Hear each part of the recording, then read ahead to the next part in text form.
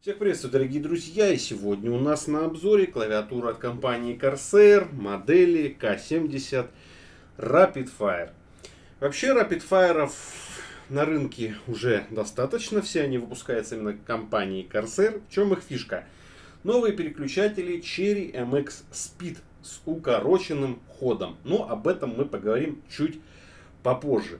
Есть разные вариации K65, Lux, K70, K70 RGB, K65 RGB. В общем, огромное количество и разнообразие модификаций данной клавиатуры с переключателем RGB, не RGB, но с укороченным ходом. Сегодня у меня именно вариация Cherry MX Speed, не RGB, с красной подсветкой, черным непрозрачным корпусом и укороченным линейным ходом.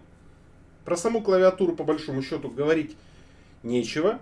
Это чуть-чуть измененная, чуть-чуть обновленная та самая K70, которая у меня была в районе 2 лет назад на обзоре. Здесь, кроме свечей и нескольких таких малозаметных для некоторых моментов, особо изменений не произошло. Зная базу K70 RGB, о том, что там супер-пупер плата, о том, что там хорошее ПО и мощный процессор, который обрабатывает различные эффекты. Здесь просто поставили чуть подешевле переключатели, красную подсветку, но все кастомизация клавиатуры осталась на уровне RGB, то есть на уровне топа. Ну и давайте посмотрим, что нам предлагается в коробке. В коробке помимо самой клавиатуры идет знакомая нам подставка под запястье. Она такой имеет пупырчатую структуру. И это что-то вроде прорезиненного софт-тач покрытия. Здесь у нас имеется 3 ножки. И вот такие вот довольно старые, но надежные крепления. Я их не очень люблю, потому что есть риск их поломать. Я больше приверженец магнитов. Но что есть, то есть. И помимо подставки под запястье имеется вот такой вот комплект кейкапов. Сменных, вроде как игровых. Для шутеров, для ММО игр. И вот такой вот не совсем удачный, на мой взгляд, пуллер. Перевернем клавиатуру, посмотрим, что у нас имеется сзади. Сзади у нас имеется вот такая картина. Все опять же, как у K70. 4 ножки по углам, под пробелом ножки нету. Не для чего, потому что достаточно толстый металл, и плюс ко всему подставка выполняет роль массопоглотителя вашей кисти. Такие же выдвижные ножки для регулировки различных положений клавиатуры, одноярусные и не прорезиненные, так что не доработали они этот момент. Но обилие ножек впечатляет. Кабель у нас выходит не совсем по центру, толстый, очень тугой, в оплетке, заканчивается 2 USB штекерами. И хотелось бы все-таки потоньше, потому что эта колбаса мне не совсем нравится. Для чего второй USB штекер? А для того, чтобы питать USB хаб на один разъем. В общем-то, все. Теперь смотрим на то, что у нас сверху. Ну, во-первых, клавиатура стала, на мой взгляд, на 1 или 2 тона темнее. То есть это такой алюминий. Если посмотреть под углом, видна работа фрезы. В целом достаточно толстый, несет на себе основную нагрузку и, в общем-то, выполняет роль ребра жесткости. Дальше у нас красная подсветка. Переключатели, как вы видите, у нас, давайте я вам выключу подсветку, вот такого вот интересного цвета. Они серые, Cherry MX Speed. Но что это такое? Это смазанные реды с усилием, как у редов, и, в общем-то говоря, укороченным ходом. Но об этом, опять же, чуть попозже. Сами кейкапы у нас это крашеный ABS пластик. Ничего особо нового нету. Краска тяготеет в матированность. Красный светодиод. Сверху не имеется никакой крышки, поэтому это скелетон клавиатуры. Сверху у нас имеется, прошу прощения, кнопка управления яркостью, выключение-включение функции Win-кнопки, диоды, выключение громкости, шаттл громкости и мультимедиа клавиш. Больше никаких макросистых кнопок здесь не имеется. Раскладка американка. Здесь увеличен шрифт латиницы, поэтому она мощная, жирная и хорошо подсвеченная. А российские буквы кириллические раза в 3 меньше, и они примерно на строчку ниже. В общем-то, на мой взгляд, это достаточно гармонично смотрится. Никакого короткого шрифта, черри стабилизаторы смазанные. Давайте посмотрим на подсветку и перейдем к самому главному – тайпингу. Опять же, вот так выглядит подсветка клавиатуры. Если включить свет, она слегка не красная, а тяготеет в розовый цвет. Если дополнительное освещение выключить, то это яркая такая бордовая насыщенная краснота. Кнопка включения-выключения и регулировка яркости. Дальше все происходит благодаря ПО. Несмотря на то, что здесь монохром, красный цвет, подсветка здесь достаточно хорошая в плане кастомизации.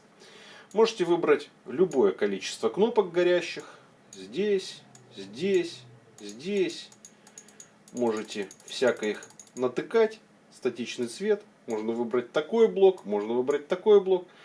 Можно выбрать различные эффекты по плотности и скорости. То есть все здесь настраивается. Визор, дождь, пульс. Давайте сделаем скорость побольше. Вот так это все выглядит. Волна. Дальше подсветка печати. Вот так вот это опять же все выглядит. Подсветка печати, пульсация. Давайте увеличим скорость, чтобы это все быстрее разбегалось. В общем, эффектов много, эффекты разнообразные, процессор мощный. И, в общем-то, по большому счету сказать-то ничего нельзя. Почему? Потому что современная подсветка только монохром. Ну что, его величество тайпинг. Нам интересно свечи и реализация данных свечей на клавиатуре. Напоминаю, здесь Cherry MX Speed. Это те же самые реды. Та же самая линейность, та же самая нагружаемость и нагрузка и сопротивление. И укороченный ход. До срабатывания здесь не 2 мм, а 1,2. Что должно выражаться в достаточно коротком, вернее более коротком ходе клавиш. Будем посмотреть, что называется. Еще один момент. Здесь использованы Cherry стабилизаторы. И впервые на клавиатурах от Corsair я увидел смазку. То есть, по идее, здесь смазаны стабилизаторы. И я не удивлюсь, что здесь смазан стем переключателя. Но, что называется, владельцы, которые будут ее мельчайше досматривать, разберутся лучше. Ну, давайте печатать.